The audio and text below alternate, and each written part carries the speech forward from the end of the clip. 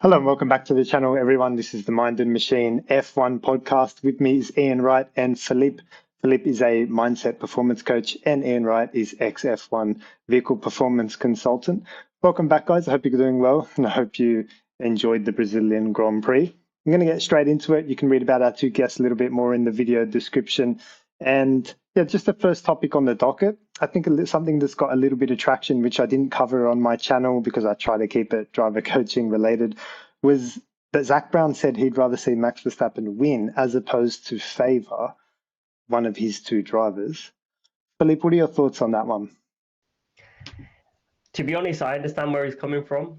So I did a post on this myself as well. So I do understand where he's coming from. I just don't think it was the right thing to say publicly. Obviously, we know the McLaren way of racing. You know, they're never going to choose favourites. They haven't done it from the start. They can't really do it now. So look, I do actually understand where he's coming from. I just think it was the wrong thing to say publicly. I mean, we all know Max Verstappen, the great driver he is, and the way he's kind of already kind of clawed his way back into, well, I guess at least within a shout of winning the championship. I know he's fallen further behind now, but you don't need to give Max any more motivation, and you probably don't need to give McLaren any more worries, considering Red Bull are continuing to develop on the car, bring upgrades at a few previous weekends and maybe a few coming up. McLaren obviously have stopped doing that. I mean, Max, he just needs a sniff, and he's obviously going to be there. So yeah, I do understand it, but yeah, especially from a mindset perspective, I just think if it was me, I would kind of acknowledge the question. I wouldn't give any airtime, even talking about Max Verstappen, because it kind of just the way it came across to me, especially as a mindset coach, is Max is on their mind, and it's just not where your mind should be. Your mind shouldn't be on your competition. Your mind should be on yourself, your team, your drivers, your car. And fair enough if you've kind of given up on bringing upgrades for the rest of the season, but there's still so much data you can go through, still so much help you can give to your drivers to bring out the best in them. And I think they spent, give or take, about 2 minutes in the clip I saw just talking about how they would rather the Max win, and Stella didn't really help matters by kind of saying the same thing but just in a different way. So yeah, for me, I think spent a bit too much time talking about it. I think acknowledge Max is doing well and he's close, but bring it back to your mission, bring it back to your drivers, bring it back to your car, bring it back to your team, and just shut it down and move on. So yeah, that was my take on it. Yeah, so I'll just fill everyone in for those that didn't hear. It was basically like he was asked, like I don't even know the exact question, but it was like, would you favor one of your drivers? If not, then when and why and whatever. And they're 1 point apart. And Zach was kind of like, no, how can you tell one of your drivers that the world championship, I'm sorry, your dream for the world championship is going to be over. We're going to favor the other driver. And I kind of agree. Like, what else do you do in that situation? You're too far gone. We're nearly 20 races in, and they're 1 point apart. How can you come this far and then tell one of them that we're going to favour the other one? So that's the context, and I kind of agree. So, what is the right thing to say in such a question? Honestly, if it was me, yeah, honestly, if it was me, the only best way I can see it is you can't deny the fact that before the Brazil GP, Max was very close. I think it was 36 points maybe to Lando, 35 or whatnot. So obviously he's there, but the more you're giving him kind of airtime and talking about him, it's not really. It doesn't feel. It wouldn't fill me with confidence if I was a McLaren fan or a Lando or an Oscar fan that the TP or the owner CEO is talking more about Max. And we all know it's not. I think the other problem is Max isn't just any other driver. He's a 4-time world champion. I know on Sky Sports they call him T-Rex or Jaws. For me, he's just like the Terminator. Like that scene from Terminator 2 where the Terminator's chasing the car down. That just reminds me of Max. Like he's not going to stop at anything, and he's going to come right to the end. So if it was maybe any other driver or someone else going for their first championship, like a Leclerc, maybe let's say he was in that position, then kind of fair enough. But I think with someone like Max is you don't want to give him any more. Not that he's probably listened to it, but yeah, for me, the best way to answer is just acknowledge it, because you have to acknowledge it. He's there, but your focus and your power, your energy, your focus should always be on your own team and your own drivers, your own car. Look to improve that. You shouldn't be talking about competition. It just tells me your focus is in the wrong place. That's how I would answer it. Shut it down and move on. Yeah. So in your experience, like you've worked for top teams, championship winning teams with drivers competing for titles, how do you manage that? And Is there any? Do you think there's any favoritism at McLaren? Was there ever any signs of favoritism in your teams, or can you give us an insight into anything like that? Okay, so I saw a comment by Mika Hakkinen where he said there I was love never Mika any. Hakkinen, by the way. Yeah, he's a Yeah, legend. never, I mean, he was an amazing guy and a fantastic driver. And he basically said there were no rules at McLaren when he was there, and that's not strictly true, but the rule was generally along the lines of whoever is first into the first corner is the guy who will be left to win the race, and that's it. The other guy is not going to race him. And yeah, there should be no rules. I mean, just get on with racing. And in general, I would say the mess that there's no way McLaren should be in this mess. So they should never have had to make that statement. The fact that they've had to make that statement is only because of their own screw-ups. I mean, they thrown away 70 points this year. They threw away 70 points last year. They just, because of their approach to things, they throw away lots of points. Every driver must have the same strategy. No, that's stupid. Completely stupid. You pick the best driver for the best instances, the best things that happen for that driver at the time in the race. You've got to just be flexible. And sometimes it comes down to the flick of a coin. We don't know whether strategy A is better than strategy B. So here you go, guys. What do you want, heads or tails? Off you go. And then you do it that way. But you don't sit there and say, oh, no, well, we don't know. So therefore, we're going to say both drivers on strategy A. And then in the race, of course, they lose out and Max gets more points. Correct. And, it's that kind of approach. It just screws you over. Yeah, I agree. And then So you have a car that's massively faster than every other car to be able to win. Yeah, so they're trying to normalize for everything other than the driving. And in doing so, they're shooting themselves in the foot. So strategy is a good example. I made the point on the weekend that Oscar did no laps on Friday on the soft compound tire. He gets to Q3 and he's like, oh, I didn't really expect that grip from the soft compound tire. And I'm like, oh, you didn't even practice it on Friday. What did you expect? Now, I had the afterthought, maybe McLaren have a rule that this is our run plan. Where these are the tires that we're going to use. Oscar would never have an opportunity to try the soft in any case. And then it would be up to him and his race engineer or his little team within McLaren to say, hang on, we don't want to do this hard, medium rubbish. That's not helpful for Q3. What we want to do is X, Y, Z, to your point, Ian, so that we can optimize for a competitive Q3 session. We're trying to out-qualify an in-form Lando Norris here. So let us go this way in our run plan. Might have out-qualified Lando come Q3. You're competing with Lando now with more knowledge on the soft compound tire. So then, I don't know if do you think the run plans, Ian, is something is a team directive? Would there be scope for Oscar to say, no, give me a few laps on the soft? Generally, it's a team directive, but they should be allowing some flexibility for instances like this. And, Ian, I doubt McLaren do. Just to, I guess, not counter your point, but to play devil's advocate in a way, do you think it's down to, because I do agree, I always think in the team it's almost better to be as blunt as to kind of have a number one driver and then a number two driver, but obviously McLaren have gone for two number one drivers. So do you think that kind of plays part in it as well? Is that when they're picking out strategy, and I think we all agree they've lost points to Max and Red Bull, just kind of not picking one driver over the other, making them stick on the same strategy. Do you think it kind of comes down to the fact that McLaren have tried to go for two number ones rather than kind of having, because I mean they've been neck and neck pretty much all season. So do you think that plays a part in it? Well, I think that is their core problem, but there's no need for them to do that because, as I say, you can randomize it. At times, you can make better decisions when you have more information at the time. And Nico and Lewis, they were both number ones all their time there. And yes, okay, they had some moments where it all got a bit over the top, but that's because the car was so quick they could get away with it, and they did. And, I was hoping you'd bring it back to Nico and Lewis somehow. Yeah. So. Yes. So the reason I was laughing is because, I don't know if you guys saw, but there was a point in the race, Max was coming through the field, and he got up to Tsunoda. And I was screaming at CV, get him out of the way, mate. He'd only be behind him for two corners. And I was like, he's already compromising Max's race. Just get out of the way, Yuki. Do you know what I mean? And so McLaren's, it's such a different philosophy. So I would like to know, even from Red Bull's side, if they had the opportunity to get their hands on number one? Would they even put them next to Max, or would Max be like? Because even when Lewis was at Mercedes, I understand he wasn't a big fan of George coming in. And with Max there, does he want like a doormat of a teammate, or does he want someone decent? I don't know. But anyway, the contrast in McLaren Red Bull was evident there, right? You had McLaren on the same, and then Yuki got out of the way, I'm pretty sure, on the pitch straight.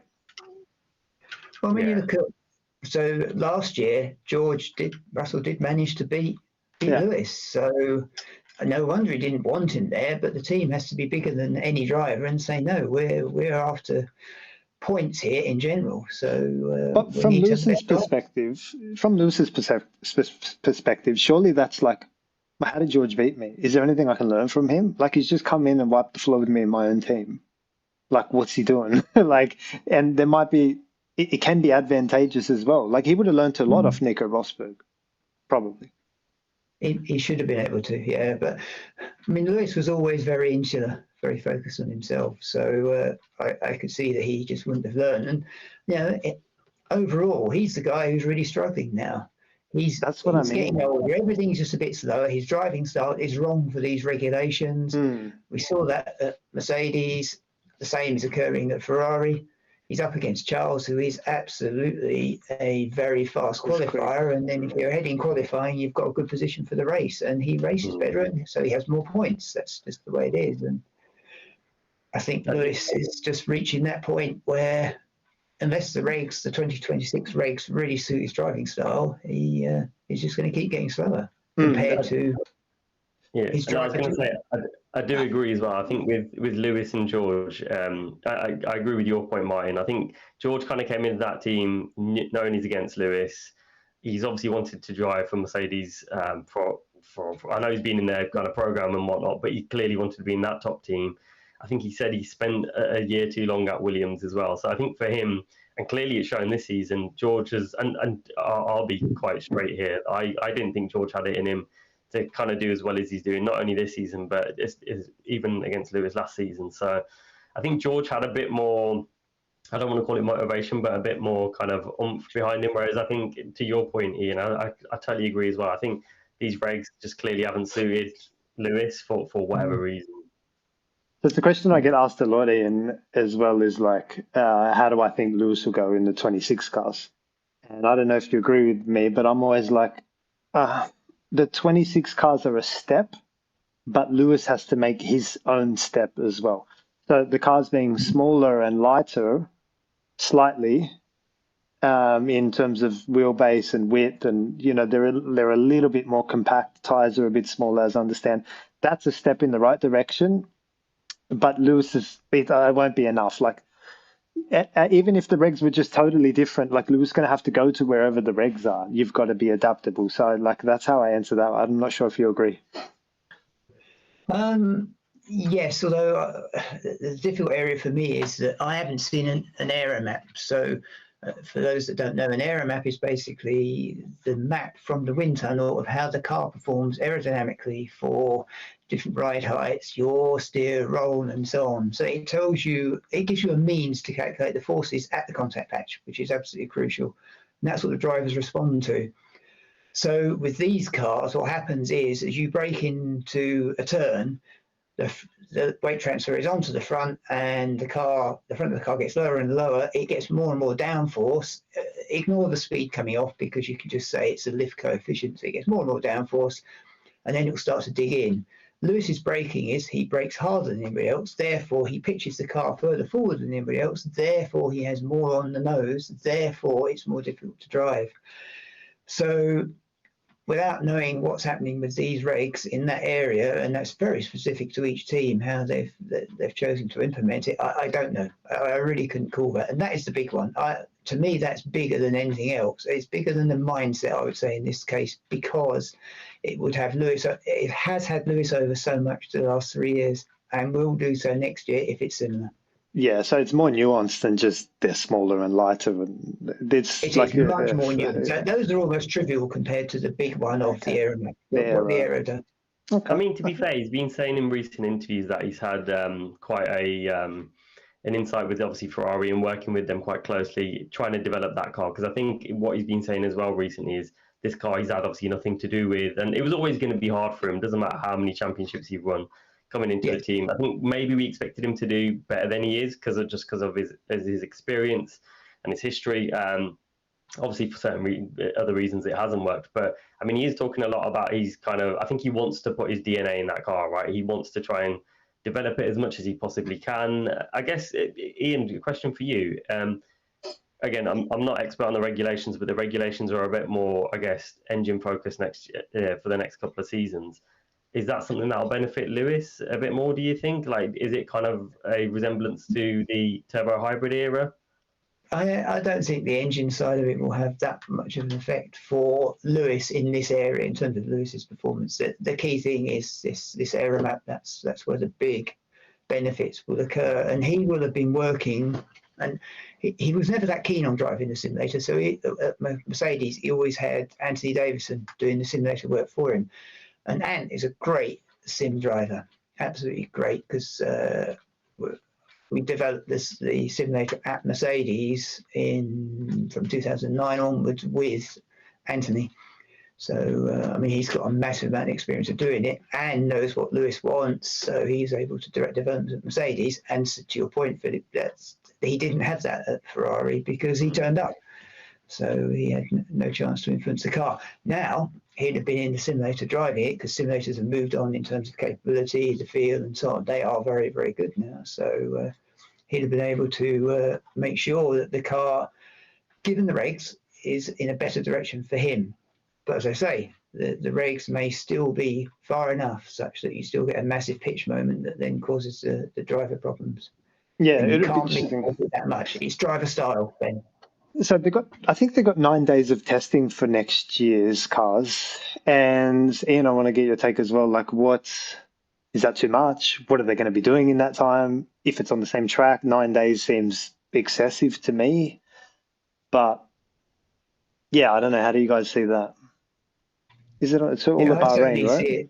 I see it as excessive. So the teams have been developing full power dynos for years and been using them for years. So when we turned up to the track in 2014 with the completely new engine, everything new, we were absolutely confident that the car would be absolutely bulletproof from a reliability perspective and would just work as required. And it did. Other teams did not do anything like as much testing on the full power dynos. Some of them did very little, and they came a cropper. So the tools are there to make sure that you could just turn up and run. So then what's the question? Why would they do it? There's one test in Barcelona, and then there's 2 in Bahrain. Yeah, I mean, to me, that's just too much. They'll be looking at vehicle setup and trying to get the car to work, but why not just turn up at the first race? You know your car's going to be reliable, and everybody has to deal with the fact that they don't know how the car's going to handle. And that's not even true, because in the simulators, they will have a very good idea how the car's going to handle, unless the tyres have changed dramatically. Yeah, I'm not aware of it. My only point would have been, is it uncertainty from the teams? Is that the only reason why they're kind of calling it? Yes, it is, yeah. Teams are always very cautious, especially the technical directors, because they don't want to be shown up. I guess from a kind of fan perspective, it would be good to just be able to watch some more F1 while we wait for the season to begin. But I don't know, Martin, from a driver's perspective, what do you think? Do you think, I mean, from a mindset perspective, it's obviously great because you're getting more testing, you're learning, you can spend more time with your team. But I guess, Martin, do you think it's too much for the drivers? Like, I know you said there's a slight change in circuit Barca to Bahrain, but what do you think? Too much, or think too much testing or overkill it? Yeah, I think the problem is after 9 days, you'll get a pecking order. There'll be enough information out there, which is like, well, this car's a weapon. Do you know what I mean? We get to Melbourne, and whereas with the 3 or 5 days, then maybe there's still some uncertainty. But even after that, the teams have got a pretty good idea. So, like, I remember in Bahrain testing this year, the Mclaren was all over the place. Like in the hands of Lando, it's just the front grip was mega, and then it just the rear was stepping out on the entry and every single time. Spain, you've got a lot of long corners of increasing radius, so it'll test your traction capability mainly, and front grip on entry a little bit, but it's mainly traction. And Bahrain's long corners decreasing radius, It's a little bit sandy there as well, so it's going to test your trail braking and braking setup, and like it's going to be the Bahrain's a little bit more about that. So yeah, it looks like a long corner test for me. Can I but just add, sorry, one more thing on testing? Yeah. Ian, I'd love to know your insight on how much sandbagging goes on. Like we hear about it, and I guess for those that don't know sandbagging, I probably won't be able to give the best explanation, but it's like holding back in testing, so you're not showing your full hand, I guess. But is there much of that goes on within teams? Oh yes, everybody's playing games all the time. Interesting. But I mean, there's a window in which you'll do it, because you might choose to run with an extra 20 kilos of fuel or an extra 40 kilos of fuel or whatever, because you want to confuse the opposition. I mean, there is a little point to it really, because when it comes to the first race, that's what it is, and you just got to get on and do it. So I never understood why we did it, but yes, they all did it. And the funny thing is that, so in 2009, so that was the Brawn year, and so we turned up as Brawn at Barcelona, and the car was very, very quick. So a second of that faster than everybody else. So of course the other team's saying, "Oh yeah, they've taken weight out of the car." And that's blah, right. blah, I remember blah, that. blah, blah, blah, Yeah. blah. It was not that at all. The car was just that quick. There was no sandbagging possible. It was just the car was quick. We didn't have time to do anything. I remember that. Yeah. I wanted to talk to you guys. They're trying to get this. They're trying to get that. No, we weren't. We were trying to win. This car was a weapon. I wanted to talk to you guys about Lando's pace and where it's come from, both on technical side and mental side. It's a question I'm getting asked a lot. If I can lead in and start, I just feel like finally he's at one with the car in terms of understanding the front end. I tried to call this out a little bit in my Brazil video. He's very consistent with the way he uses the front end. The steering wheel is very consistent. The lines are very consistent. Oscar's a little bit more lost, but I don't see much has changed for Oscar, only in the sense that he's being pushed now. He's trying to search for more. Like, it's amazing how a front running car, for example, can feel good, but then when you're under pressure and you try to search for 2 more tenths, that same car now feels terrible because, do you know what I mean? So I think Oscar's being pressed a little bit more. Now, I've always thought that, like I explained at the start of the season, Oscar's taken a few steps forward because it's his first 3 years in F1. He's taking a step forward each year. I just thought that Lando was not a natural gel for this MCL 39, and he took a big step back. And they normalized their lap times in Melbourne qualifying were like almost identical, and they were neck and neck all weekend in Melbourne. And it was like, yeah, that's where they were. I always thought if Lando could work it out, he has a higher lap time ceiling than Oscar. I don't know what it is specifically, if he's just time, or it's that front suspension change, or he's just understanding the front end better, or the tires. I'm not sure. But I wanted your inputs on that, and yeah, what you guys think about that. Okay, well, I'll start with it and then pass it over to Phillipe. So at the start, I think he was struggling with that feel for what the front end was doing, and I think by making the front suspension a little bit less harsh, because with anti-dive is a very difficult one to judge. So when you're setting anti-dive on the suspension, you're effectively saying we're going to take away feeling from the driver, but the advantage is you get more performance. So it's a trade-off. And how do you work out where exactly that would be? You can do it to an extent in the simulator, but at the end of it all, on the track, with the tyres working as they work, sometimes you're not quite right. So backing off on the anti-dive a little bit, I think, has made a significant difference for Lando, because he can feel the car better. So that's what they should have done, and that's probably almost certainly what they did do. But the second thing I want to say, which leads in directly to Phillipe, is just that the comment of I'm not using social media now is such a big thing for me. I cannot understand why any driver would want to be using social media in a season, because the season, once it's happened, that's it, it's gone, your history. These are your big chances to deliver. So you've got to focus, as we said in previous podcasts, you've got to focus massively on what you're doing to win.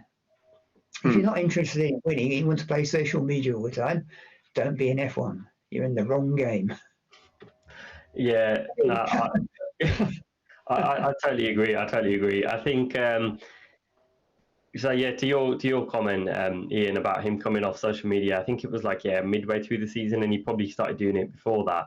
I think the other thing with Lando as well, especially from a mindset perspective, and again, I don't know Lando, so this is just gauging from what you see on social media or seen in other interviews. I just don't know, and again, from a mindset perspective, I just don't know if at the start of the season his focus was fully there. It almost just kind of, and I think Martin, you alluded to this in one of the early podcasts about to try and relieve pressure, he'll push things away. And maybe that's what it was. He just didn't really accept or embrace, I'm in this title fight. I could be a champion. It just felt like he never believed it. And full disclosure, look, I am someone who, at the beginning of the season and even last season, to be fair, Lando's mindset wasn't as strong as it is now.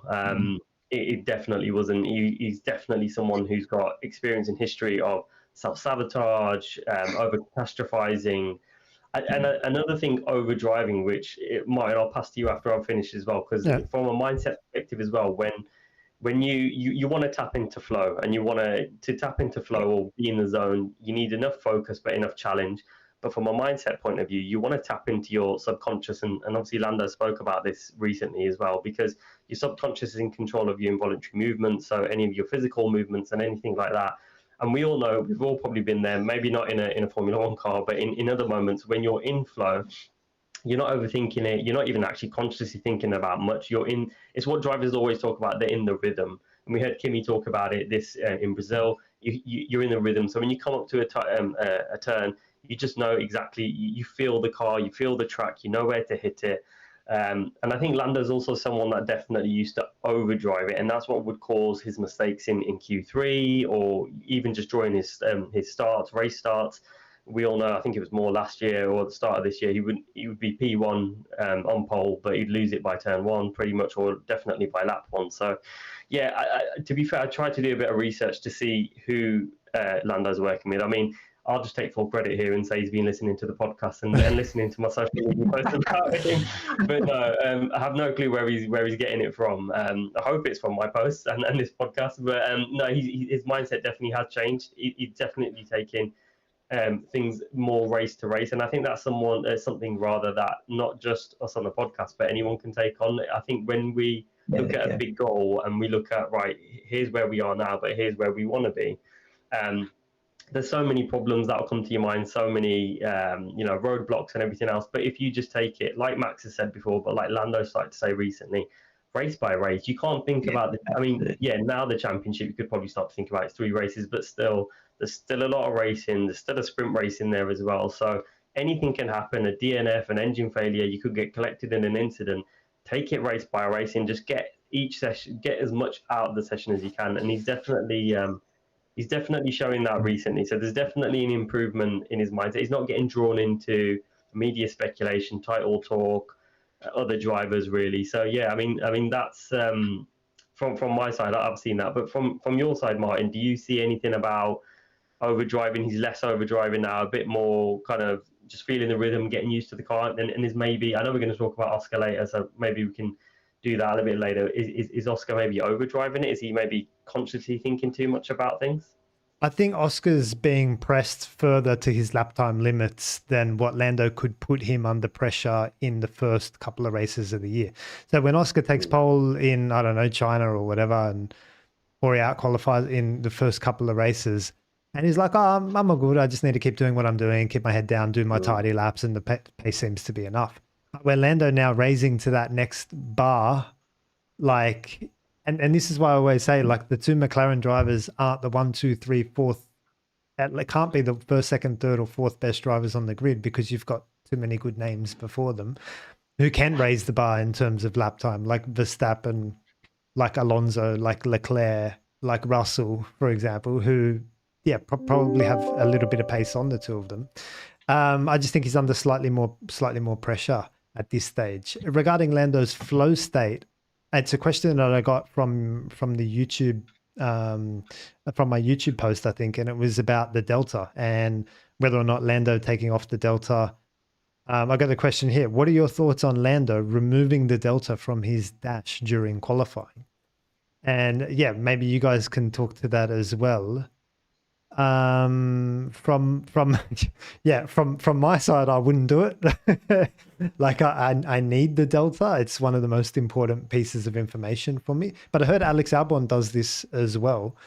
So I don't know if you can think about why that would be helpful to remove it. It's, for me, it's a very important piece of information. Okay, so let me address this. Yeah, go for it. Yeah, go for it, Ian. So I can understand fully why any driver would take it off, because, so let's say it tells you you're 2/10 down, and I'll use Takuma Sato as the perfect example of why. Yeah.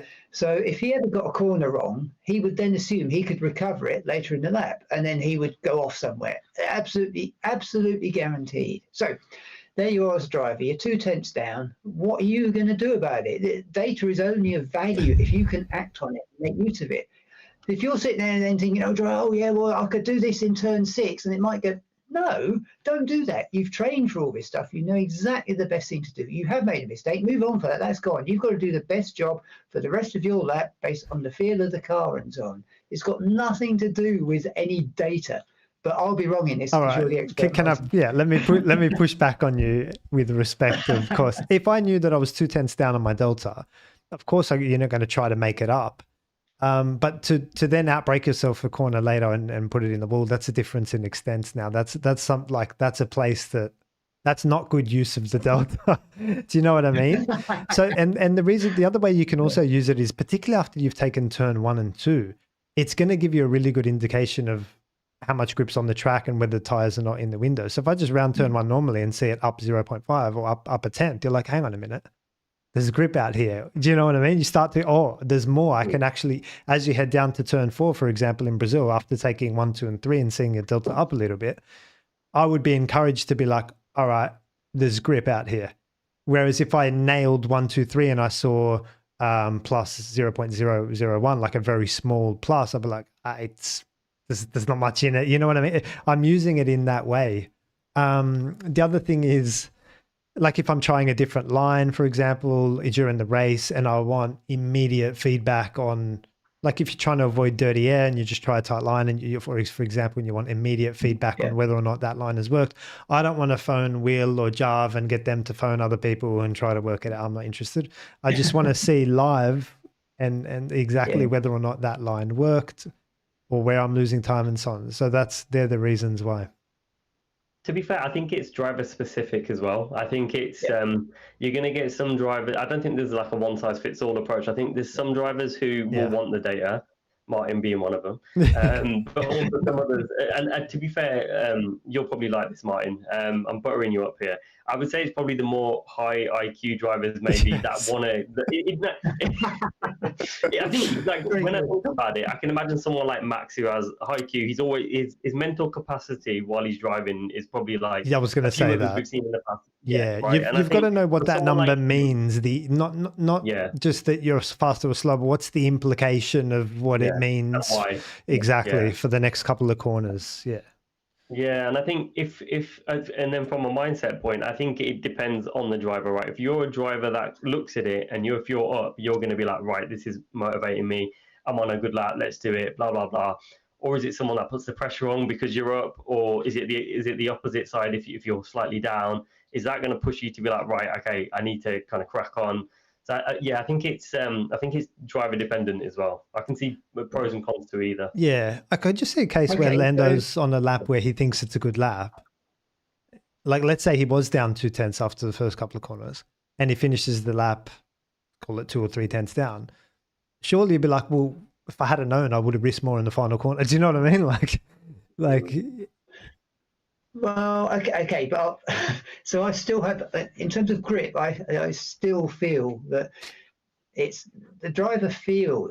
You have this tremendous feel for the grip, and the grip can change by that much. And the best drivers, they feel that, they know, so they don't need a stopwatch telling them 0.01 seconds a lap time difference. They feel and they know what's happening. They are so sensitive to this.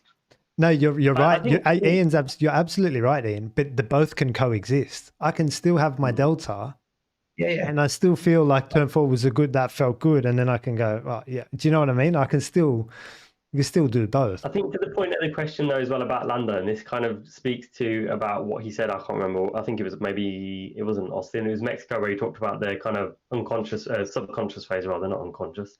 But I think because he's definitely someone who used to overdrive or would overthink certain things too much, and I can imagine that probably happened if he's in like in qualifying, call it Q1, Q2, Q3, whatever.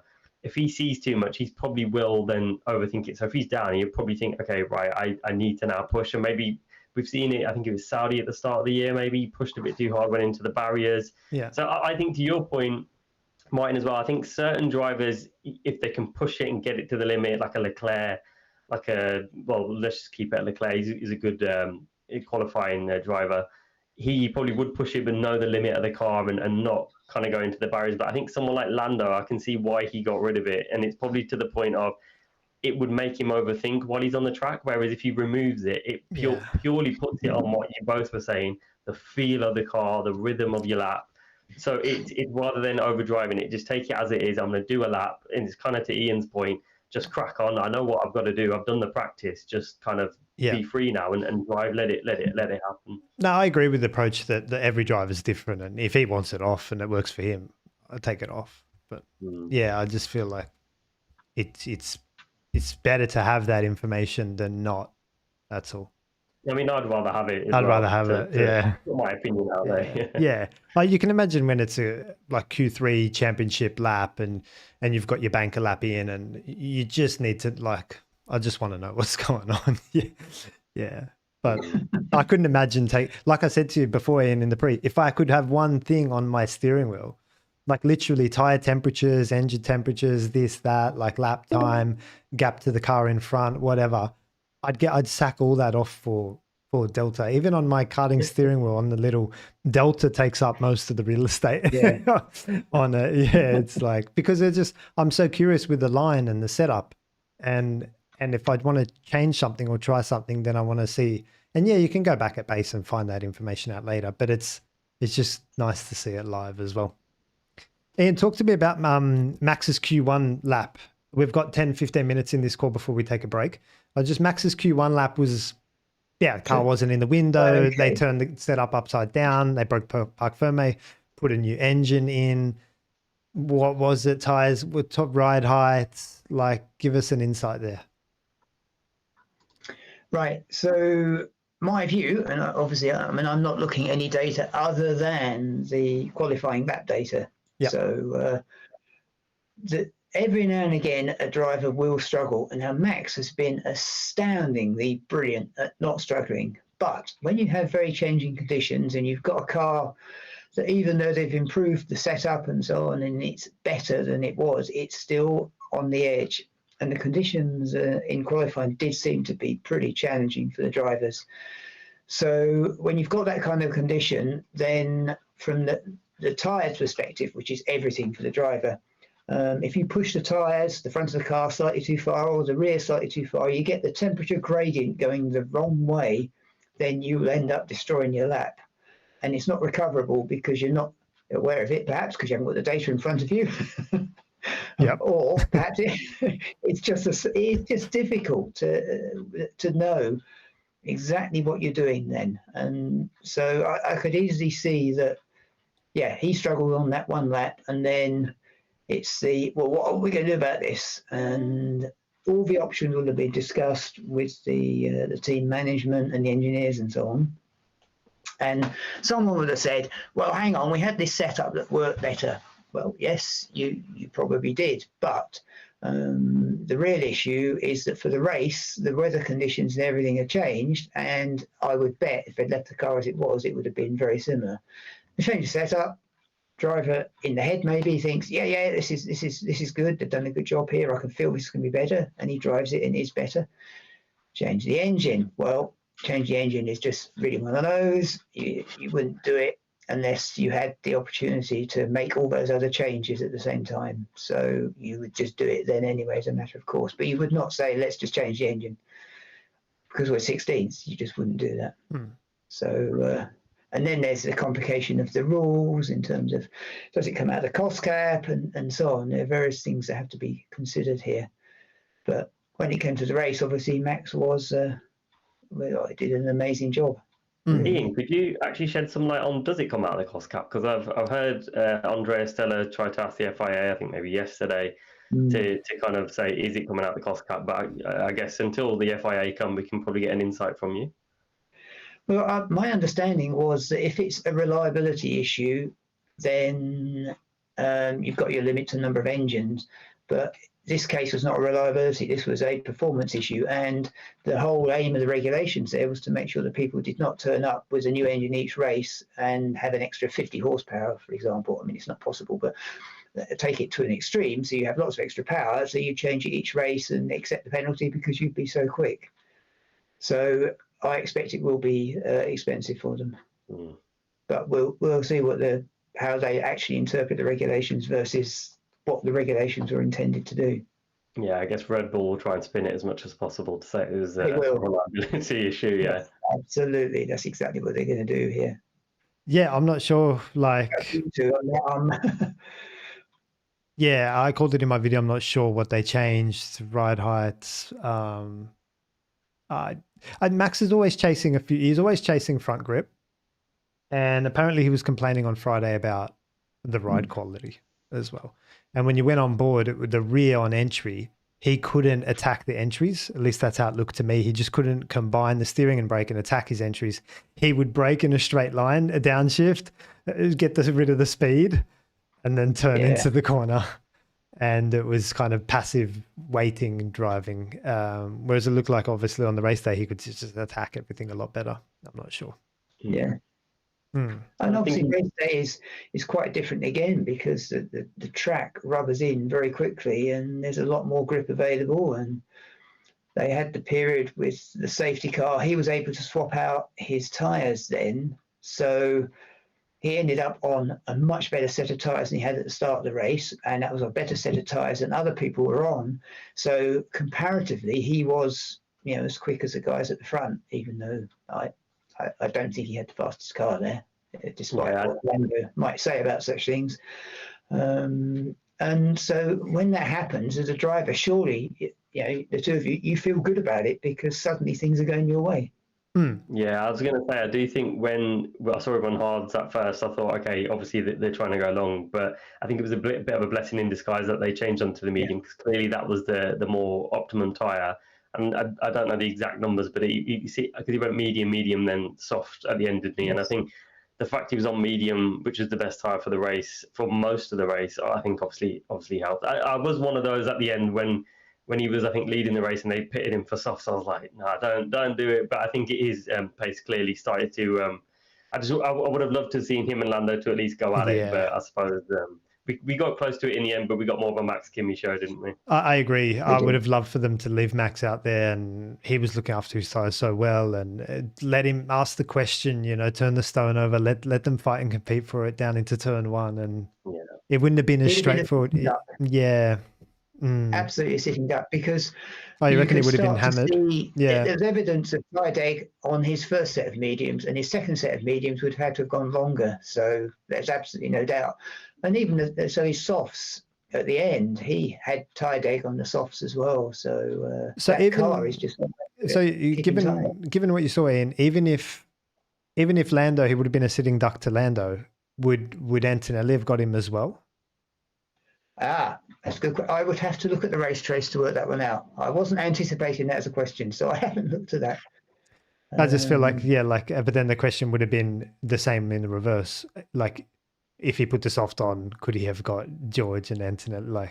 And it was close to getting Antonelli. Exactly, yeah, that you're right. That is the big question. Yeah, I think a lot of it depends on we know Max is a good driver. He's good at defense as well. So I think he would have maybe pushed Lando for a couple of laps. How much deg would that have caused his tyres?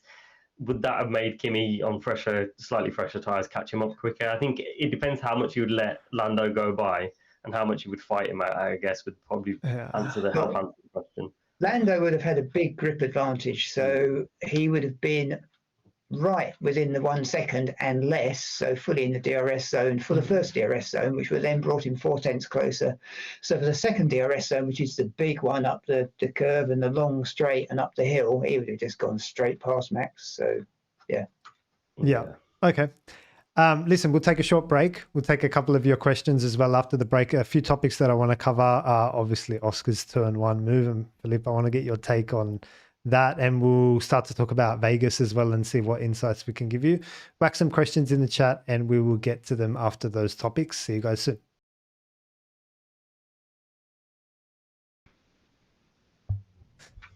Alrighty, welcome back. I did want to cover Oscar Piastri's overtake on Kimi Antonelli. I've seen a lot of information out there, a lot of different takes out there. Yeah, I wanted to like just share with you guys and take you guys' comments and also get you guys' thoughts on it as well. The two worst things that I've seen out there, particularly from some of the journalists, is like he was out of control, and I just like he wasn't out of control. He was all good. He was getting pincered up against the turn one apex by Kimi Antonelli coming over, and Oscar realized like, oh, I'm in a position here where I can't escape now. I can't go forward and I can't go back.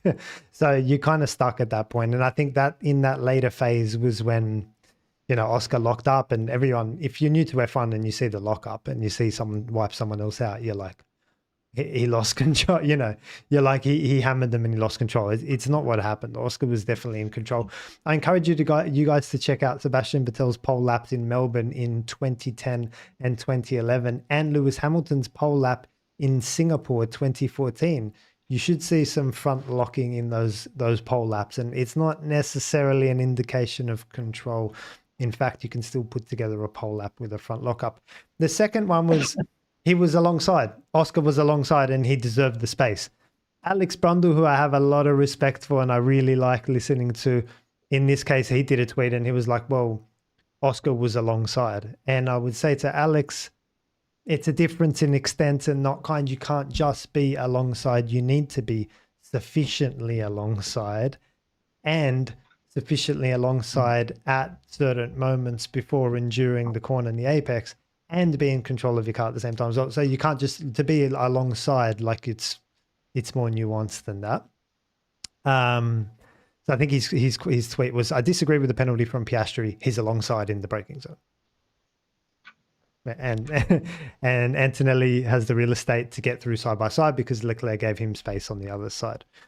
I think where people got it wrong was the alongside piece was like, as they coming over the start finish line and Antonelli did the restart, Piastri is actually significantly and sufficiently alongside. Like they're going into the braking zone and Piastri's got like, he's got the overlap required. All I think he had to do was just brake where Antonelli broke and he would have been all good. Either match Antonelli's braking or outbrake him. That's what you do when you go for an overtake. But Antonelli did such a good job in the braking zone that he actually pulled Piastri out of that regulation window. Antonelli went so deep, so late, and did such a good job with the downshifts that Piastri fell out of the regulation protection. He was no longer sufficiently alongside before the corner. He was no longer sufficiently alongside before the apex. At the apex, when they made contact, it was Oscar's front right that was only just ahead of Antonelli's left rear wheel. So he went just behind the side pod engine cover region. So he lost out in the braking zone. You can see it on the onboards. You can hear it in the timing of the downshifts. You can see it in the data. I showed this in my video. Antonelli clean out broke Piastri. And like I said, the contact positions as well. Now, the only thing Oscar might say to me, like, or to a driver coach, would be like, hey, listen, I can't see my breaker boards. I'm on the inside. I'm getting pinched up against the wall here. I got Antonelli and Leclerc, and my breaker boards are on the other side, right? They're normally on the other side of the track, the 150, the 100. And I think that's what it was. Oscar was like, where's my braking reference? Do you know what I mean? And so it's actually an opportunity for Oscar to develop in that area, because what I would say to Oscar is, you don't need your breaker boards. Antonelli's your man. Wherever he goes, you go. Wherever he breaks, you break. You see him, his braking position, and you raise him 1 or 2 meters, and your only job is to outbrake Kimi Antonelli. And I think if he had done that, he would have been all good. My question to you, Phillipe, is this. What's changed with Oscar Jack Piastri? Because we're talking about a guy who would send it, 2024 in Baku, for example, he would send it from another postcode up the inside of Leclerc for the win. And people are talking about dirty track on the inside. I'm like, you didn't see Baku talk about dirty tracks. Baku 2024 is a place that there's a lot of marbles and rubbish on the inside of turn 1 in Baku. So it wasn't that. So you got that one. And then you've got the Norris one in Monza, lap 1, full tank of fuel. You've got the ones this year on the outside of Hamilton, one in turn 22 in Jeddah. Oscar comes out a new set of tires and just hammers Hamilton around the outside into turn 22. These are some of the best overtakes you'll ever see in F1, by the way, guys. And finally, after he just spun the car in Melbourne, he dropped back from P2 to P9. On the final lap, he goes around Hamilton in the wet, turn 9 and 10. Like, these overtakes take my breath away. My question to you is, Phillipe, what's changed with Oscar? Where's that bang, I'm going for it mentality gone? Well, firstly, I didn't realise his middle name was Jack, so I learn something new every day. So thanks for that. I think to be fair with Oscar, because I've been getting so many comments as well saying Oscar is fumbling under the pressure and all of this. From a mindset perspective, I actually don't think he is. What I'm seeing from him when he talks is, I don't want to say it's still the mindset he needs to have to win the championship, because it clearly isn't. He's still saying the right things. He's not like over catastrophizing. He's not over like beating himself up.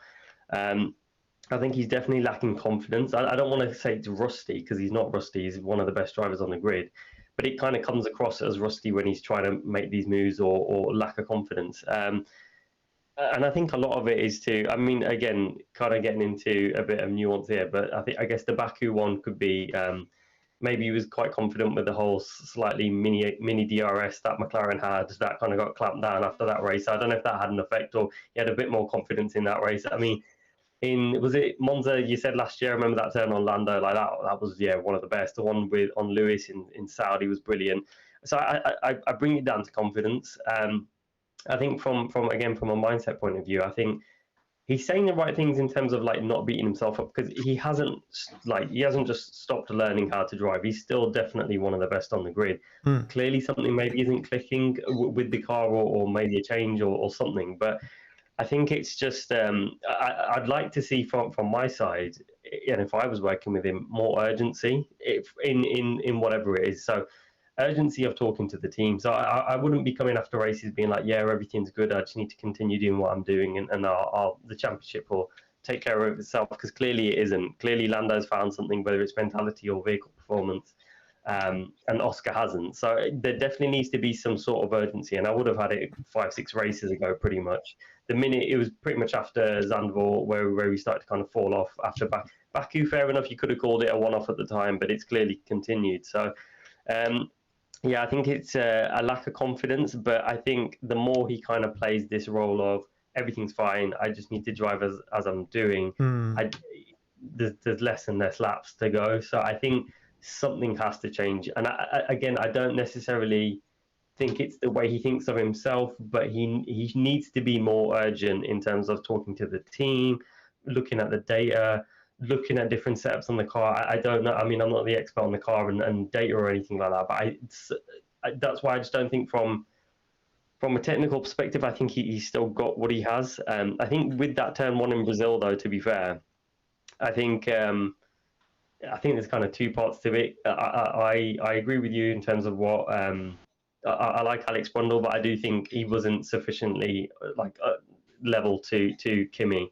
So I think Kimi has more of a right. I think it was always a kind of close one going on the inside of turn 1, considering Leclerc's on the outside. I know Kimi could have given him more room, but Kimi's ahead. Kimi's going to kind of do what he needs to do to make the turn and make it more difficult for anyone trying to overtake him, if that makes sense. Yeah, here's the thing that the problem that I have with what Oscar did in Brazil. The ones that he pulled off in the ones I mentioned, the Baku, around the wet of Lewis 22 and in turn 22 and Monza, they're difficult overtakes. They're not straightforward overtakes, and they're really ballsy, kind of risky moves.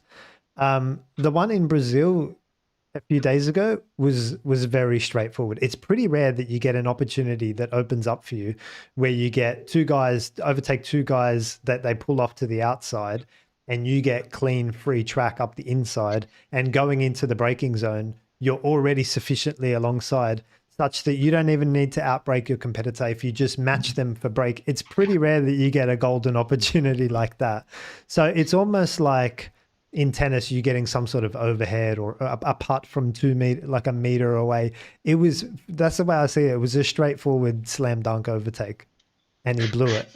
so, so I'm Yeah, like, that's part of me Firmina's does think- confidence. Yeah, he just Yeah, no, I agree. I think it's 100% confidence, and part of me thinks is Austin sprint haunting him in his head a little bit. Is he thinking now he's got more to lose if he was to DNF himself, or let's say he was he's looking down. right? Whereas, I mean, bar the Saudi move on Lewis, which, I mean, I don't know if he was leading the championship at the time, but he was, I mean, it was still early in the season. So maybe then as well, he just thought, risk it, take it. It's still early. I've got enough races if something goes wrong. And same thing with 2024. He wasn't ever really in the race for the championship at all, really. So maybe it was just more risk averse then and more confidence and didn't really care. Whereas now, I do think maybe Austin potentially is playing on his head a bit because, I mean, clearly there's a everyone few kind of things, right? Like he just climbed out of the car that he'd smashed yesterday in the wall. Then you've got Austin.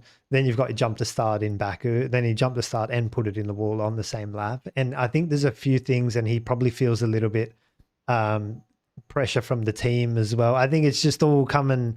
The championship's ending. There's pressure from the team. There's pressure from the media. He's starting to make mistakes, and it's all just closing in. And that move into turn one was an indicator for me that Oscar's not feeling his best. Yeah, he's not feeling his best. Ian, your thoughts on that? But I think there's a general thing that he's making a few, and they're small mistakes, but they are mistakes on many laps, and they do add up to be a little bit, and it's just generally indicative of he's not fully in the flow, to use your terminology. Yeah, he's not feeling his best out there. Yeah. And they'll show up in lap time as well, because you're playing tight. It's like, I always use tennis analogies, but he's trying to play to keep the ball in. You know what I mean? That's how he's playing. He's just seeing the lines, and he's just trying to hit the ball over the net and in the court. And he's not necessarily.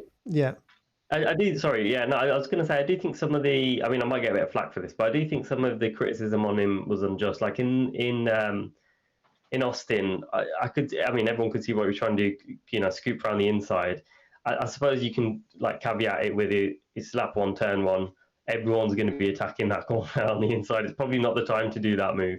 But it kind of always brings me back to Senna, what he said when he's like, if you don't go for the gap, you're not a racing driver anymore. And when I looked at it as well, like, and I agree with your analysis on it, Martin, to be fair. I think he just didn't commit to it, really. Yeah. He kind of half-eyed it. It was a move and it wasn't a move. I think and it kind of made me think. Yeah, I think he went for the gap, just that he didn't. Ayrton also said, like, you either commit yourself as a professional racing driver or you come second. And that's also one of Ayrton's quotes. And I think that's probably more applicable, because I think Oscar did like go for the gap that existed, but he didn't commit himself to that challenge. And he gave up. And to Antonelli's credit, like everyone's saying, oh, he squeezed and this and that. The corner's not over. Antonelli's competing for the apex. He's competing to get his nose ahead. And then a lot of people that don't interpret the rules properly, like, oh, so you can just dive in and get the corner. Well, you've also got to keep your car under control and not run out your opponent on the ape. There's more boxes that you need to tick. Antonelli competed for it in the braking zone, and he pulled Oscar outside of safety in terms of the guidelines, where he's no longer entitled to be where he was. And that's hard for a lot of people to swallow. But that's, as a driver coach, I'd be disappointed with what I saw with Oscar. I'd be like, man, you just got to send it, and you would have been fine. Yeah. I think there's a lot playing on his mind. I think for him, it's unfortunately looks more like the risk is outweighing the benefit. Whereas, especially 2024 and earlier on this season, I think he just took the risk and he thought there's enough time to kind of crack on. Whereas now, after the recent run of form, I think we're all in like agreement that he just half-hearted it, and it's not. I still think he has the belief in himself, but it's a slight lack of confidence and definitely a lack of commitment, which caused what happened. All right, so a couple of comments and questions. Emilio Klassen, can it be maybe that it's because it's Kimi, he's more cautious? Like, is Kimi some kind of danger? Personally, I don't think so. I think Kimi was doing what he did, and I think Oscar probably, like any other driver, probably respects drivers just as much. I get the kind of questions point, to be fair. I get the sentiment as well. I think Antonelli's kind of got a good enough racing IQ, and yeah, he's made a few mistakes, to be fair to him, and he's still a rookie with quotation marks, because we know how much testing he had. But yeah, no, I think it's there's a point there, but I think it's more on Oscar, to be fair. Yeah, I've actually come down hard on Hamilton for having this mindset, because he had this mindset with Verstappen, and he was always like, whenever he was asked about Verstappen, he's like, I think they said, do you give Verstappen extra room? And this was in 2021. And Lewis was like, yeah, of course I give Verstappen extra room. You know, his words to the effect of, he's crazy, you never know what he's going to do. Unpredictable. Yeah, exactly, something like that. And I came down, I was like, that's not the mindset. You're already showing respect to Verstappen by doing that. Whether you compromise in a good way or a bad way, the act of compromising is showing respect to your opponent. The answer should have been no. Who's Max Verstappen? Why do I need to give him extra room? I don't care about him. Yeah. I will race Max Verstappen, Fernando Alonso, and Charles Leclerc exactly the same. And if they're going to overtake me, this is what they need to do to get around me. Or if I'm going to overtake them, this is how I'm going to do it. And I don't really care who you are. I think that's a better champion's mentality. And so to answer your question here, could it be because it's Kimi? It shouldn't be. It shouldn't matter who he should go for that gap just as committed if it was Senna or Kimi or anyone else, and compete for the apex. Yeah. I think especially in a sport where every millimeter, every millisecond is just as important. I think, you've got to, there's a level of showing respect, but there's a level of, like you said, I think compromising was that word, isn't it? It's if you compromise, it's and then to what Ian said in the earlier call, it's you're in the wrong sport. Basically, like this is not the sport to compromise. This is just as cutthroat as probably any other sport, if not more cutthroat than most sports, to be fair. Yeah, and there was the discussion at the start of the year, like when Oscar was kind of fighting with Max in the first couple of races. Does Max race Oscar differently? And Martin Brundle said 100%. His quote was, Max knows that there's something Street Fighter about Oscar Piastri. And I was like, Max doesn't care about Oscar Piastri. I agree with that. Yeah. Max couldn't give a fudge, mate. He just, I think you read that. I think what Max knows is Oscar has a good racing IQ. But I think that's probably a level of respect. But I don't think he compromises to anyone. Max is Max, and he's just like any other person we've seen in the past, absolutely cutthroat, will do anything to win, basically. Correct. Max doesn't care who it is. And why should he? And why should why should you? If you got a question, thought, or comment, drop it in the chat. Here's one. Oscar knew they go 3 wide in that corner. He took too much risk whilst fighting for the world championship. And there's another one here that's from Max Flashheart. Is there any mistake versus any opportunity mindset difference? And that's a good question as well. I'm not sure if you understand that, Phillipe. I'm trying to get my head around it. But he's got, is there any mistake versus any opportunity mindset difference? Yeah, so I mean, I'm kind of in the same boat as you. I don't fully understand, but I think what the question may be referring to is kind of what we've talked about, is the kind of risk weighing outside the opportunity, and which one are you going for? And I think it comes to what we were saying, whereas I think 2024 for sure, he wasn't in the title race, so he was just taking risks and driving as he should. So it was pure opportunity.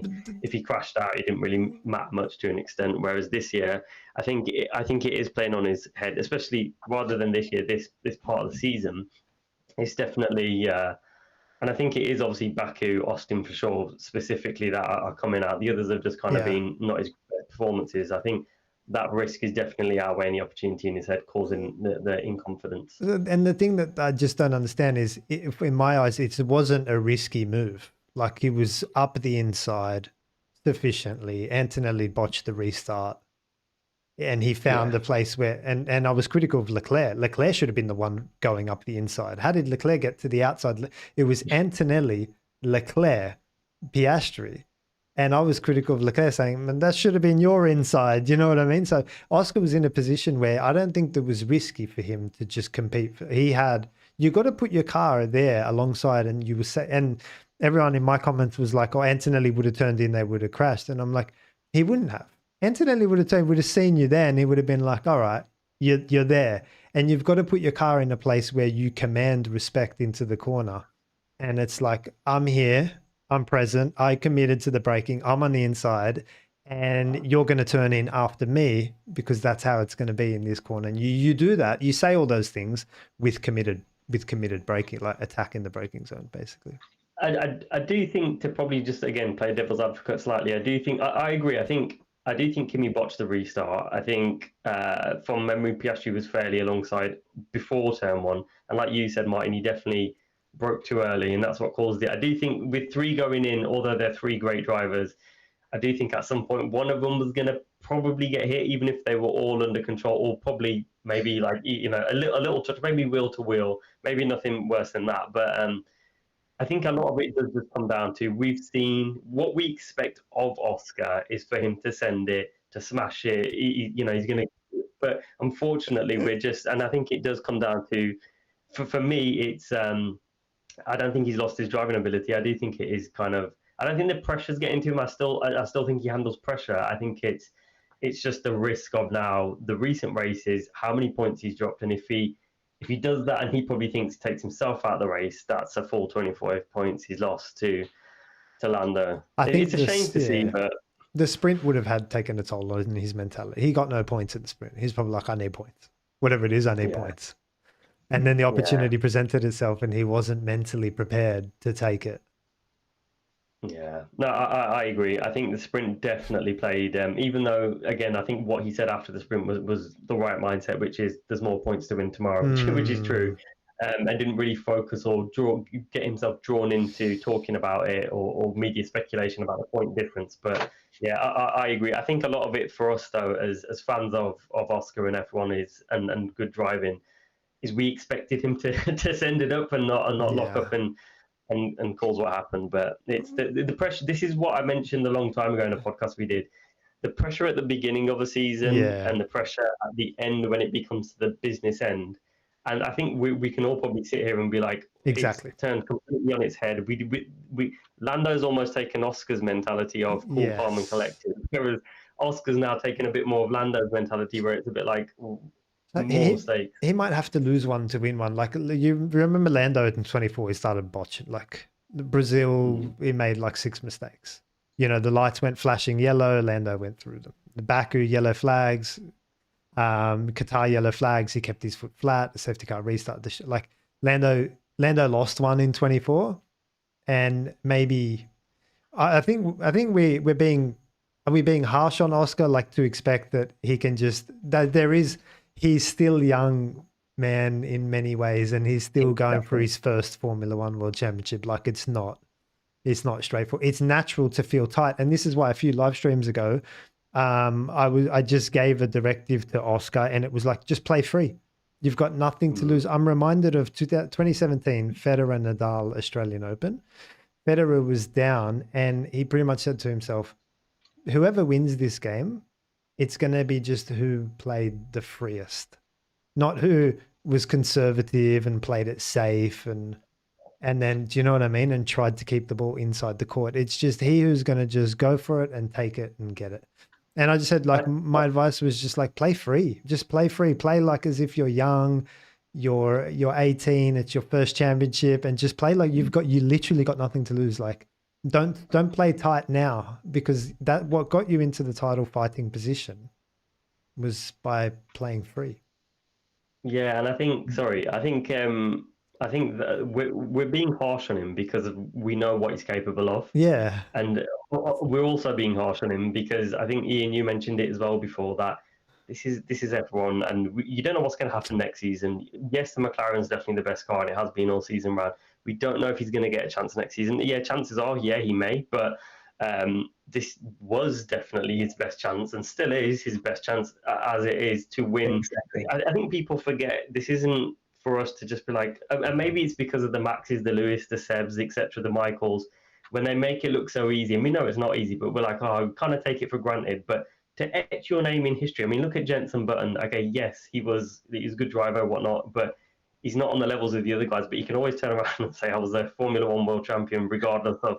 And you walk into different rooms, being that number one, like it's just different. And I think my advice to Oscar would be, I think you've got, it's exactly what you just said, Martin. You've got nothing to lose, mate. Like, just play you're free. now. What is the points difference between Oscar and Anna? 30, 40 points, give or take. So I just feel like when you're 35 or 40, you can play mature and play percentages. Do you know what I mean? Bro, you're 20 years old, going for your first title. Just play free, like just go for it. You know.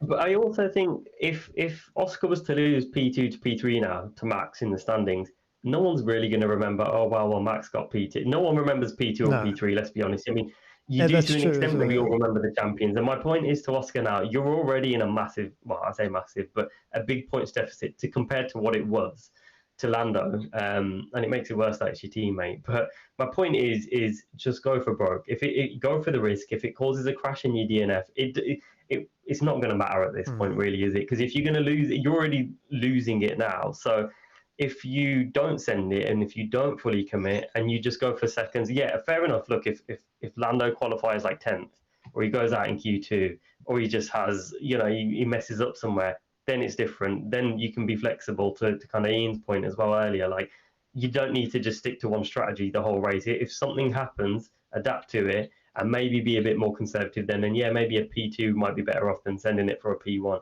But as it stands, and if Lando is in the form that he's definitely in his purple patch, he's just, and I think to Lando's point as well, is I think he's realised that how powerful being on pole is and leading and having fresh air, which is what clean air rather, which is what we've been saying. But I think Lando's obviously brought that into his game, and Oscar just needs to just go for broke, especially if Lando's P1, what have you got to lose? Yeah, Lando's playing really free because his Q3 lap was one done under pressure when he blew his first run.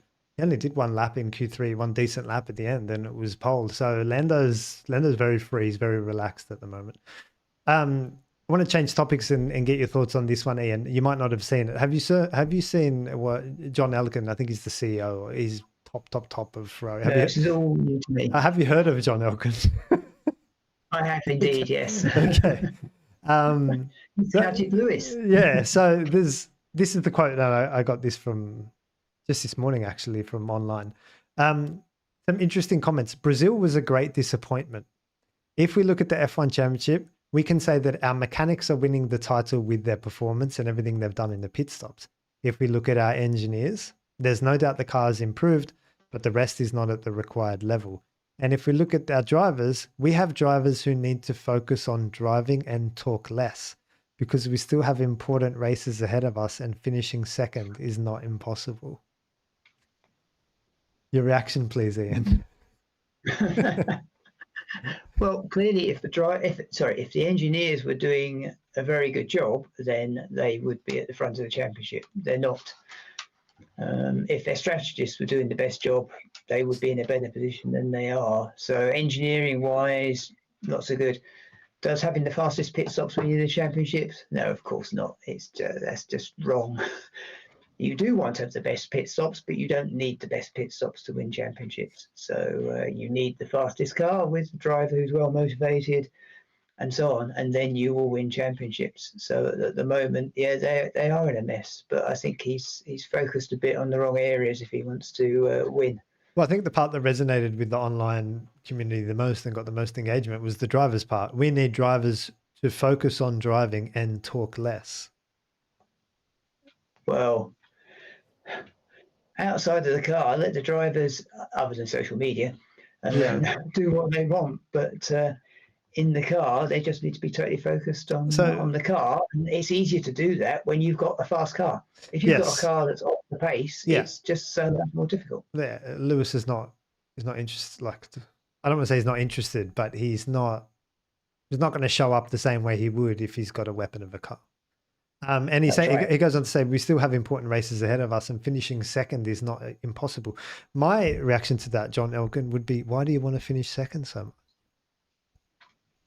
Who cares Very about good, very true. who Yes. cares about second, bro? Just go home and like open a bottle of wine. Like, Yeah. like But they're only talking if you're in Formula about- One to finish second, you should step down from CEO or whatever your position is, because Yeah.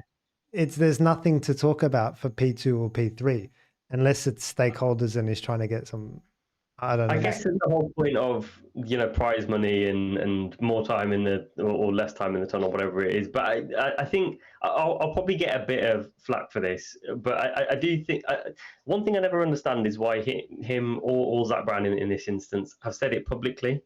I think if you want to have a word, that Zach Brown thing I'm talking about is what we talked about at the beginning, talking about Max Verstappen. But John here, if you want to bone to pick with your drivers, just say it to them privately. I think outing them publicly is just, it's something that doesn't need to be shown. It kind of, I wouldn't say it's bad leadership. I can tell what he's trying to do. He's trying to show, like, run it like an iron fist. You know, I'm the boss here. You guys aren't living up to standard. I think his first point, and I'm totally in agreement with you, Ian. Clearly, the engineering and strategy department aren't, and this is no flack on them. You know, they're probably doing the best they can, but clearly they're not doing the best, because the car would be in P1 if that was the case. But I think the bit I said I was probably going to get flack for is I think where it comes to, I mean, look, Lewis is a 7-time world champion. If you look at all the stats, he's the best driver kind of ever. You know, most race wins, etc., and everything else. So I think it'd be hard to say to him, focus more on driving, especially with someone. And I think this kind of goes unseen in Formula One. I know we talk purely about driving, and the purists will probably disagree, but he does obviously so much outside of Formula One as well.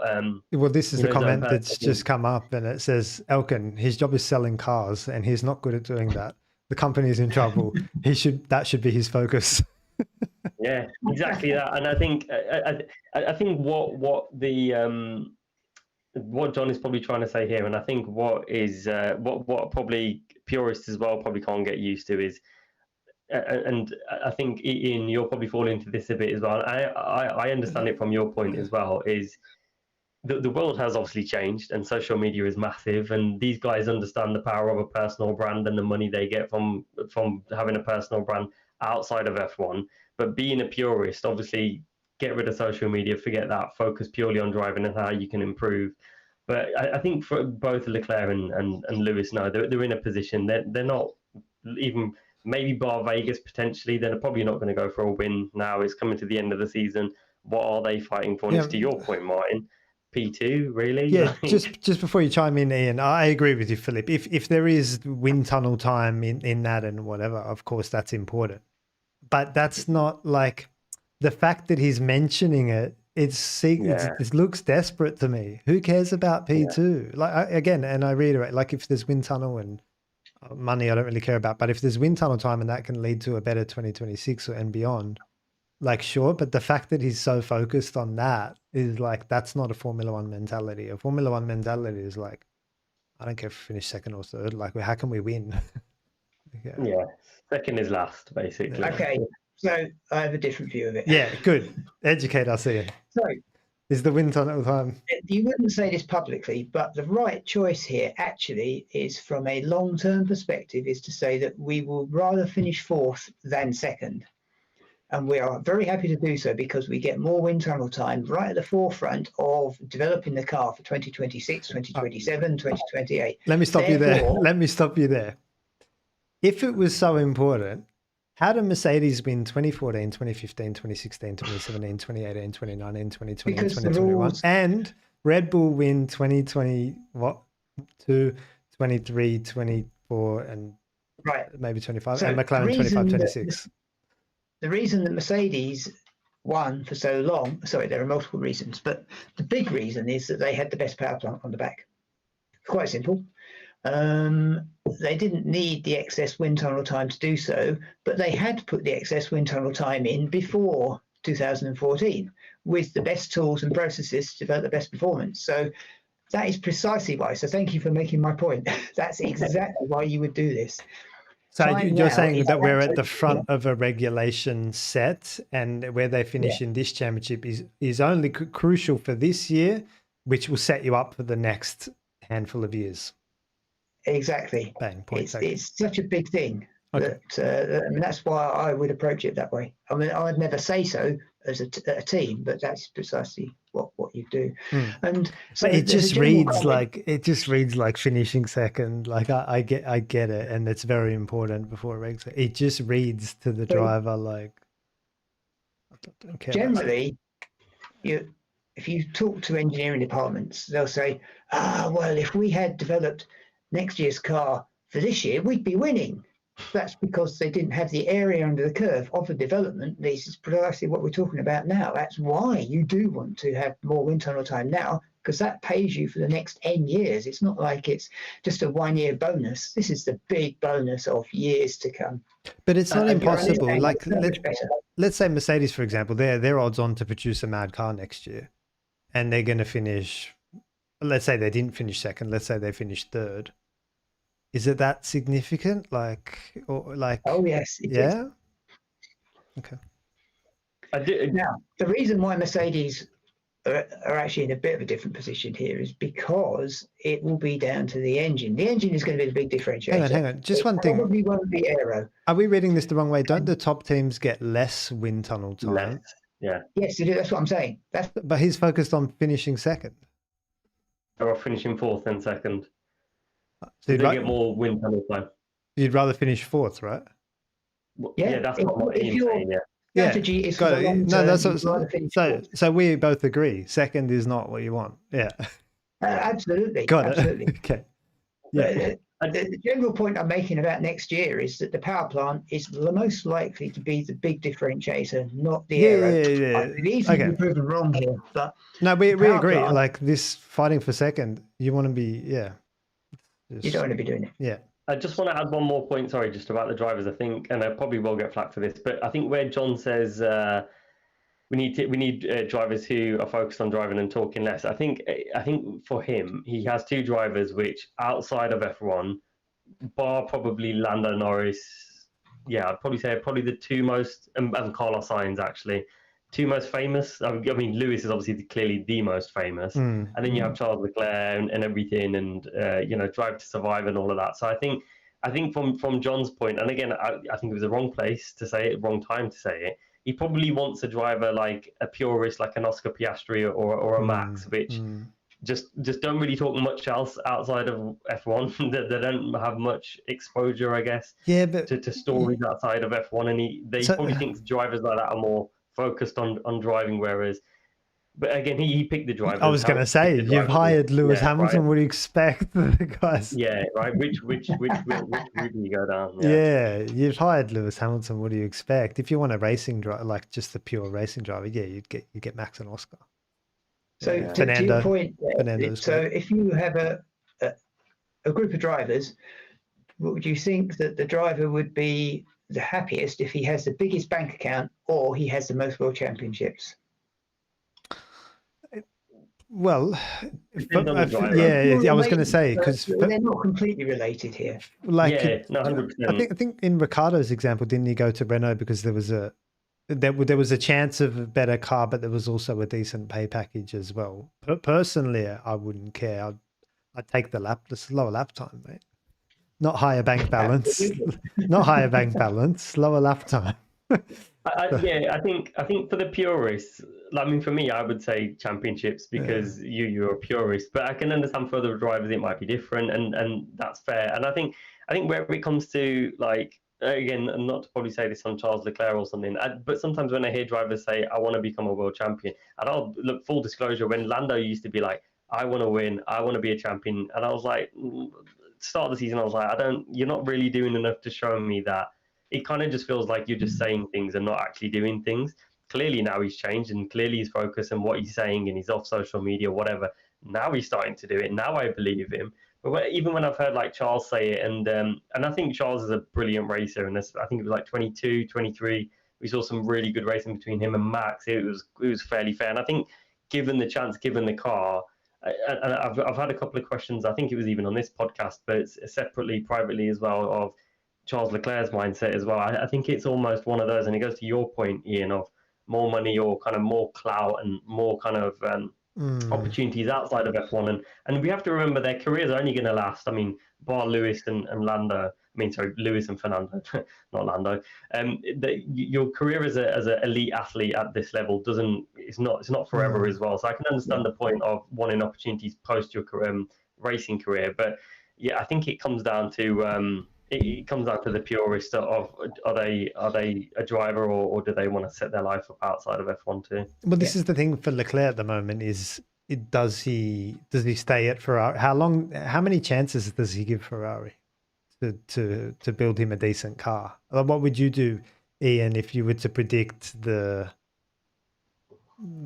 the car's going to be decent, or like when's this car or team going to come good? I've always argued that even if the car has lap time, the race operations team are not capable. They are not capable of communicating strategy, run plans, setups. They're not capable. Like even. I mean, so that is back to John Elkann's statement. I mean, he's focused on the wrong areas. That's if he wants to win, he's got one area to sort out. And that's engineering. Well, engineering and strategy, I include them because they are basically the same. So yeah, sorts that out, then they will win. But no one's got the bottle to do so. I feel like they need probably either again. I'm not saying get rid of Lewis or Leclerc, but I think for different reasons they're at different points in their careers that they've got a lot going on. They probably do need someone. I don't know, almost like a Michael Schumacher back in the day, or like George Russell's known to like push his kind of ideas and strategy and run his own race when he's on the grid. Max is fairly similar. I feel like you probably need someone to kind of ruffle up the feathers maybe in Ferrari a bit, and maybe it needs to come from the driver to be, look guys, we need to, what are we doing? We need to be working on this. This clearly didn't go right. We need to change it. Yeah, so here's the thing. I have no insight. I think 100% right, but it's just not easy to make change in that team. That's what I feel like. So like 100%. Fernando came in and he's very demanding. He would have been like, what's this rub? Like clean this up, But it's not that easy. Even if Lewis doesn't like his race engineer, it's very obvious that, Ricky's not. Like, I don't want to come down hard on him and say that he's doing a shit job or whatever, but like it's very obvious on the outside that the community, at the very least, they're not singing off the same hymn sheet, right? The communication's not there. 100%. Why is it so hard to make change in that team? And that's not the drivers or the engineers or whatever. That is these guys at the top. Like, there's always been just too many moving parts in Ferrari to make change. It's not easy to change for some reason. Could we argue? And I know the kind of senior leadership team may have been different, but how did Michael kind of? Well, Jean Todt was there, and Ian, I'd like to get your thoughts, but I think Michael brought a lot of mates with him, Ross Brawn and so on, and Jean Todt was there.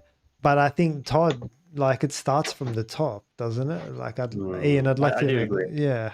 It does, but it was Jean Todt, Ross Brawn, Rory Byrne, and they brought it all together. So it's a leadership team, not one person. It's the LT. Do you think?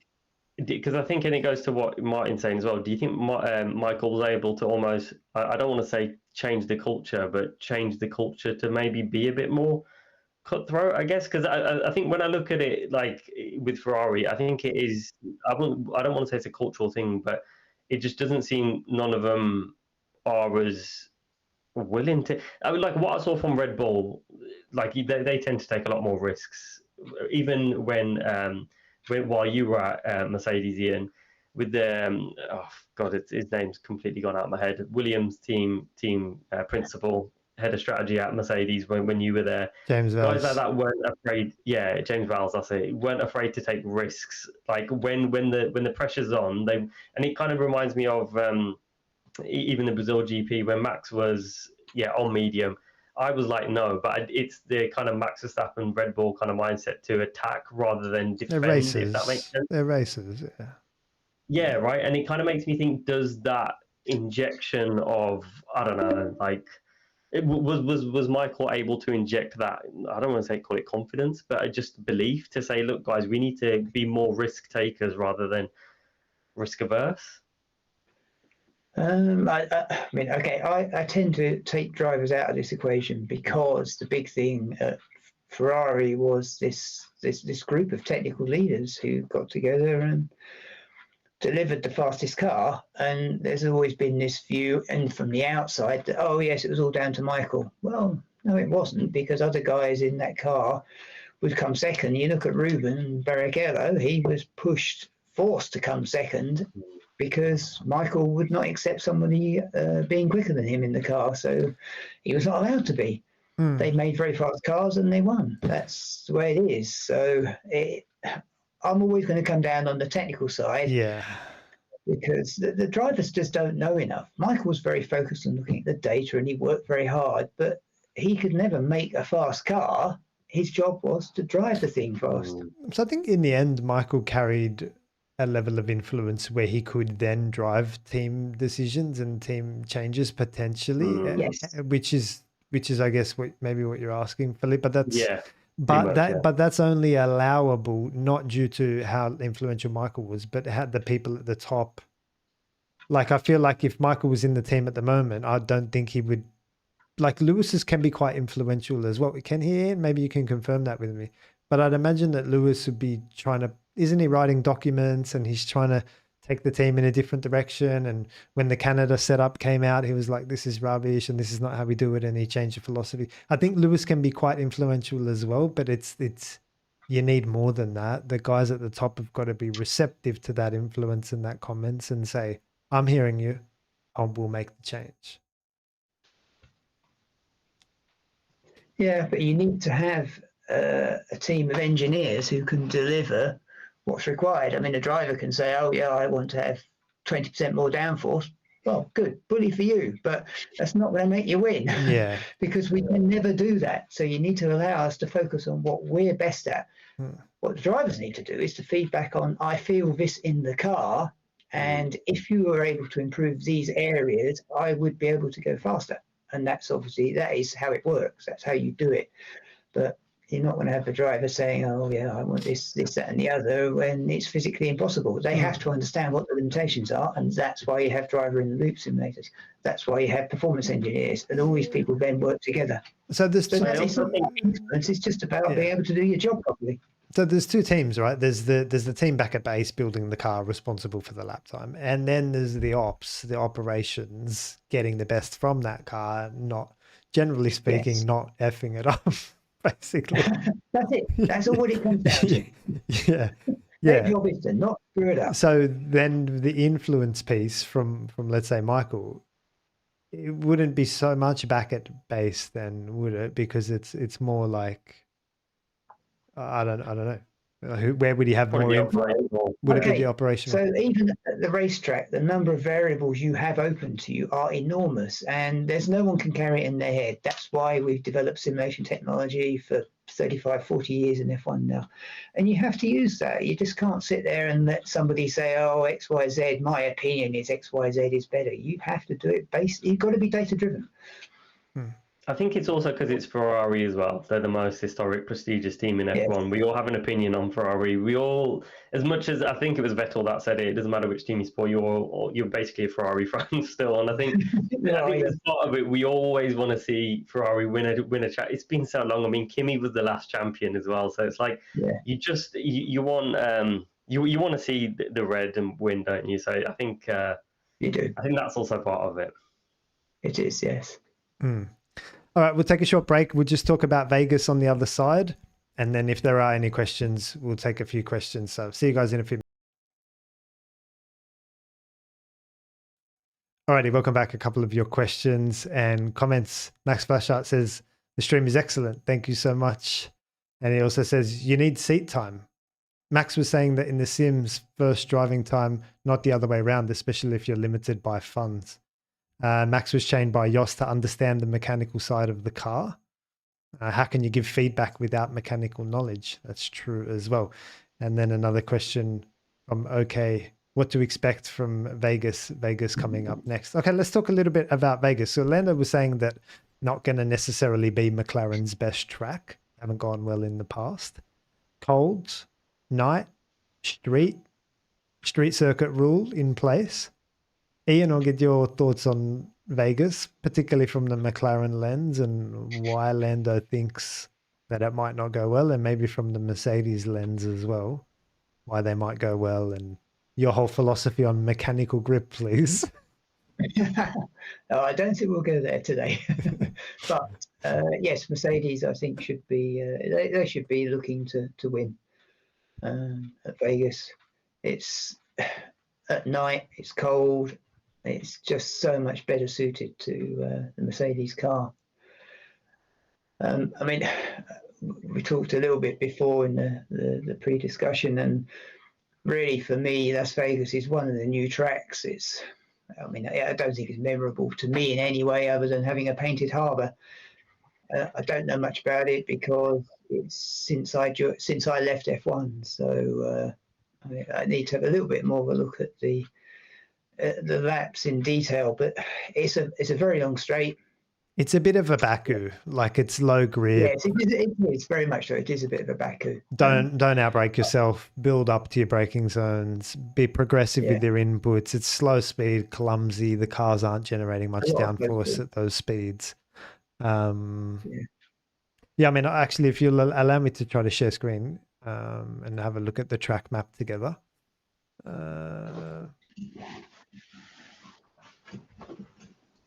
Show my screen anyway. Can you guys see that? Yes. Yep. So can you read the numbers on some of the speeds here? Yep. I mean, it's a low speed corner circuit. So turn one's, if I can just walk you guys through. So turn one, increasing radius corner, traction a problem in both of these long corners, 95 for that one, and then this one's faster. Where it gets, the decent straight DRS zone here, 90-degree right, taken at 105. And then where it gets a little bit, like there's a really slow speed chicane here, 90, 80, 85, which is very slow. And even this one's quite slow at 115. I'd question that if they're going through there at 115. That's a tight little left-hander. I might bring up the telemetry in a sec. And then you've got your 90 and 90 kilometers. So yeah, I'll try to bring up the telemetry as you guys are talking. What is the purpose of the Sector 1 DRS straight? Because you then go into a whole series of low speed corners where you can't be close to the car in front, so you've gained nothing, whereas Brazil showed how to use two DRS zones to make the second one even more powerful. Well, I guess to keep you within touching distance for the attack. I mean, this DRS zone this straight is mega. So yes, it is. Are you saying we don't need this one?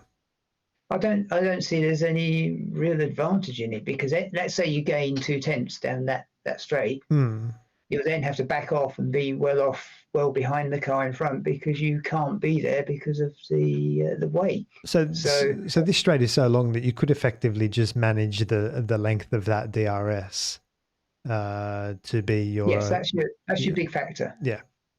You could just open this up. So get rid of this. And then open this DRS zone up and just simplify it. Yeah. I wonder if they could move it between, like almost have it directly after the other DRS zone. So have it between 16 and 17. I know turn 1's quite difficult to come into, but turn 17 gives you an opportunity. I know it's high speed, but because I get your point, Ian, as well, having it in sector 1, where it is in sector 1, what are you doing from turn 5 to 12? You're going to have to back off anyway, and then you got a long straight. And I feel like if you had the detection points somewhere in sector 2, so that if someone does get overtaken via DRS, it gives the other person who just got overtaken a chance to kind of come back at them. I feel like sometimes in some tracks like Hungary, the detection point's in one place, but then you get 2 DRS zones. So it's like whoever's just overtaken them has also got a second dose of it. So I feel like, you don't want it to double benefit someone. You almost want it as equal as possible to give the person who just got overtaken a bit of a chance, I guess. Was there a DRS zone down here? I think there. I thought there was. I thought there was. Like maybe. Maybe there is. I mean, the only problem would be like this is a flat out left, and there's a pit lane entry here as well, and it can get a bit like. It can be a bit. That's chaotic. Probably why you wouldn't want it near a pit lane entry, because it is just very dangerous. Yeah, I think that's why. But anyway, that's the sort of track that we're looking at. Give me a sec. I'll just bring up some telemetry. I'll put this on. I suppose while you do that, Martin. Yeah. Ian, probably a question for you. Is yeah, because I agree, Mercedes tends to suit those conditions better. I know I hear Max talking a lot about the heat doesn't suit the Red Bull. So could we expect the Red Bull to be fairly decent, considering Yeah, it's a I would, and that their DRS is the most effective DRS out there, so they should have a good advantage on that straight. So yeah, Max should be looking good for this circuit as well. Yeah. All right, can you guys see the screen? Hmm. Yeah. Let's have a look. So this corner here, turn 12. What do they have on the map? 115. What are they taking that at? I told ya. You see how I know these things, cuz? I was going to say, yeah, it definitely seemed a bit too tight to be taking it over 100. Cuz you can't teach this stuff. About 100. So what are the other ones like? They're all slow. 90. Let's say 90, 80, and 85. Where are we? Just through here. It's a a high downforce street circuit, mitigated by the fact that you've got to have low downforce or low drag because you want to be fast down the straight. So you've always got this compromise to make. Where do you want to be? I guess on this track, would you say, considering the longer straights, you'd want less drag? I don't know. That's why I always use the simulation. I would never second guess it, because the sim will tell you exactly what you need to know. Yeah, true point. Of course, you want less drag on the straight, but the thing is, like, and this is what my contention always with Ian is, like, even if you put downforce on, it's not gonna, like, let's say in these corners, let's say you've got understeer, you want to put front wing on at 90 kilometers or 80 or 85, or we know this one's 100. You're not getting much purchase for the change that you made, but the drag benefit is still going to be huge. But am I wrong on that, Ian? The lap sim would tell you, and the lap sim would tell you almost certainly that you're wrong. But yeah, and you just think about the physics of the situation. Do you spend a long time in a very low speed corner going round a very a 180, 150 degree corner that's a low speed, or do you spend lots of time going around 130R or some other high speed corner? And of course, the answer is you spend enormous amounts of time in the low speed corners. That's why you want the downforce to make it harder. That's true, but how does that balance? Like, you can, like Hungary, for example, the final corner. It's still a long corner, but it's I'm going to whack a number out there. It's probably a 150. It's more than these numbers. Probably it is, yes. So in that case, I'll be like, well, it's got both. It's got speed and therefore the front wing's charged and working, and it's got length as well. These aren't that long, even though you spend long, but I'm just my biggest gripe is the speed. Like, well, I say that's why you use a lap sim to work this out. yeah. I mean, I've been doing this for years. Me and Ian Ian stop it. Yeah. I would use a lap sim, and that would tell me straight away exactly what the best compromise was, and that's what you'd go with. You would fine tune it a little bit, because you might say, well, actually, I want a better ability to overtake, therefore I'm prepared to accept 0.1 seconds of lap loss because I'm going to gain 10 kph down the straight. Yep. Yeah. And so you've got a tool then to tell you to answer all these questions in an easy and a very scientific, data-driven way. Max Flashlight says low drag, slippery cold track, and therefore low deg? ? I can't remember what the surface is like there, but because it's a street circuit, I'd expect it to be a low grip surface and quite slippery. We'll go over it in our preview before. We'll go over the data together. Yeah, I'll go over it it depends what compounds they bring as well. I guess as a general question though, is the deg worse on a street track because it's obviously a road surface compared to like a track surface, or is it the opposite? No, it's generally the other way around. Your deg will be on a very high grip circuit. You'll have high deg. Okay, yeah, makes sense. Yeah.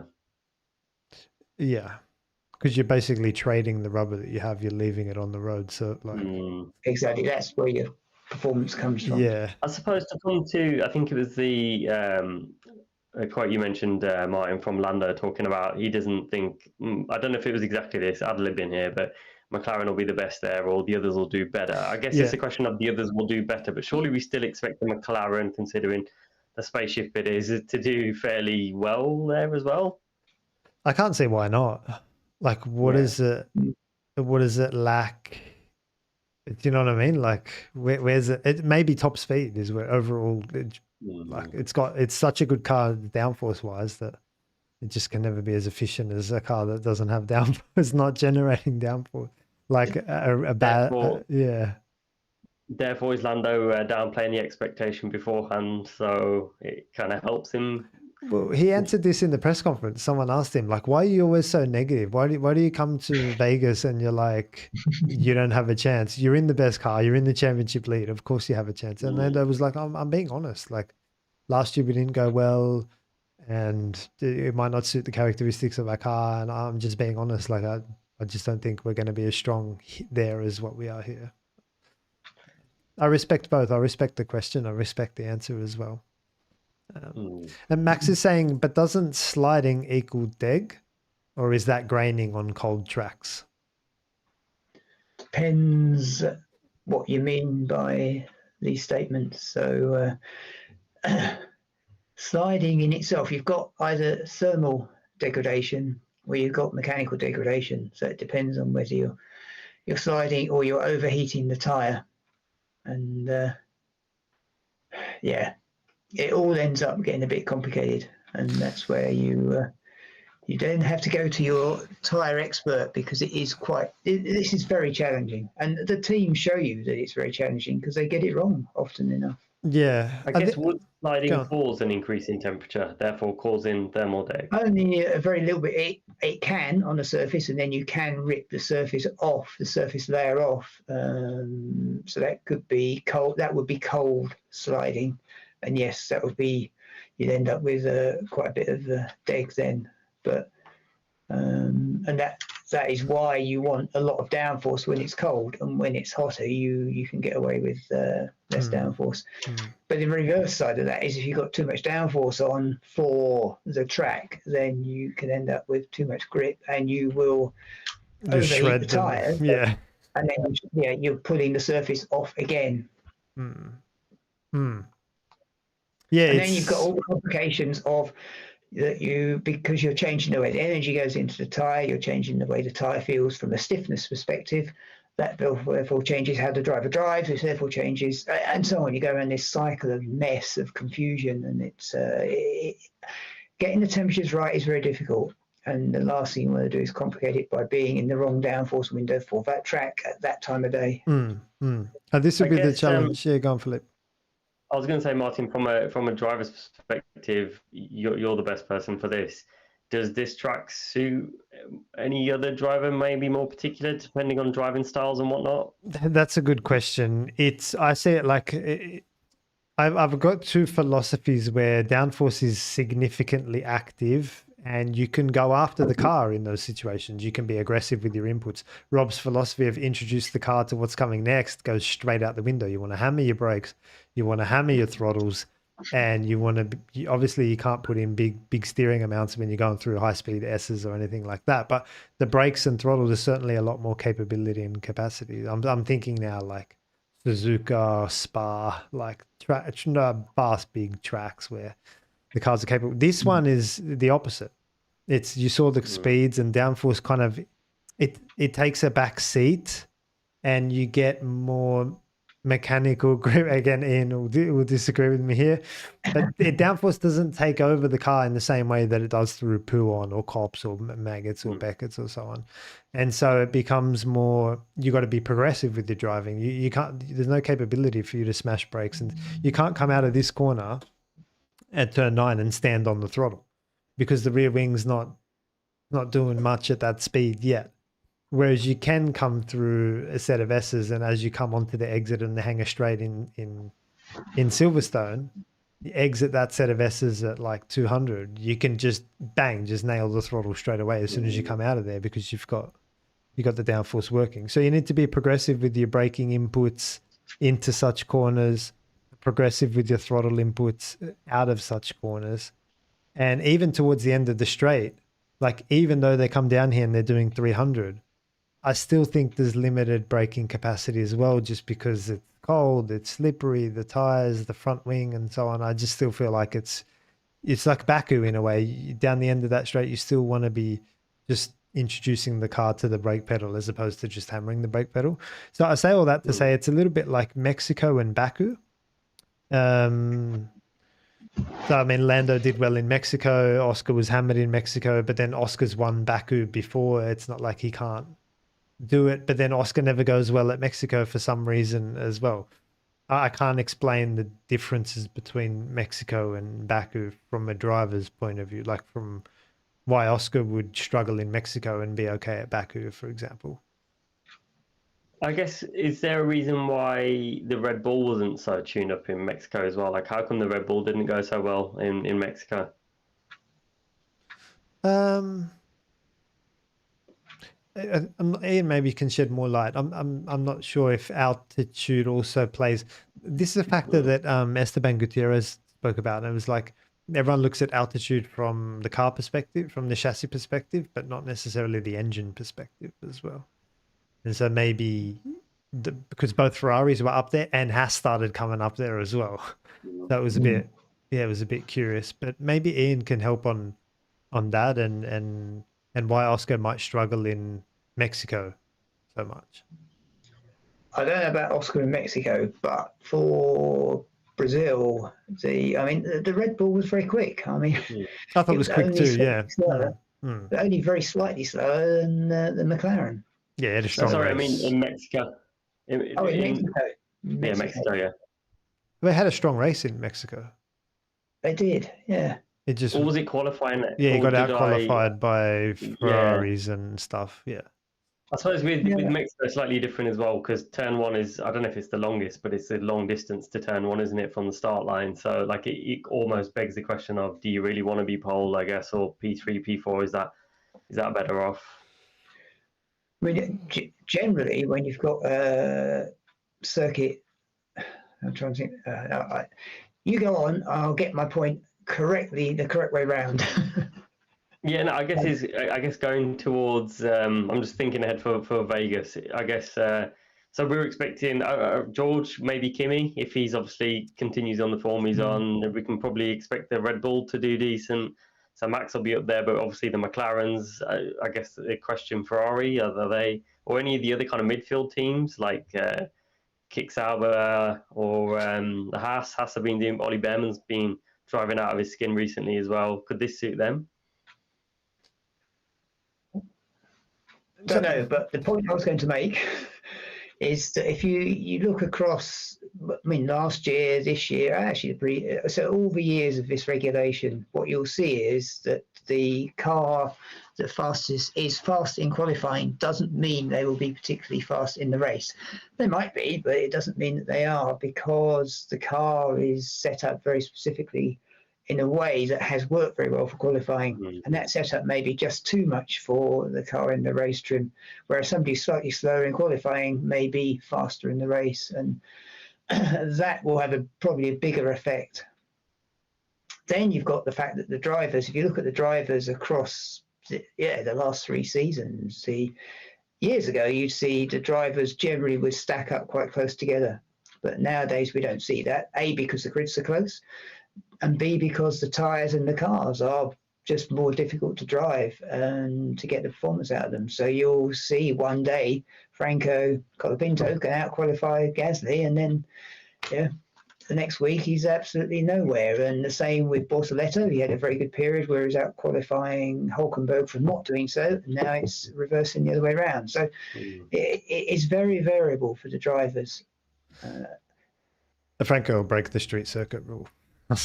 He's going to go off and it's very difficult to have a good qualifying and put together a good weekend when you miss your laps in practice around these tracks.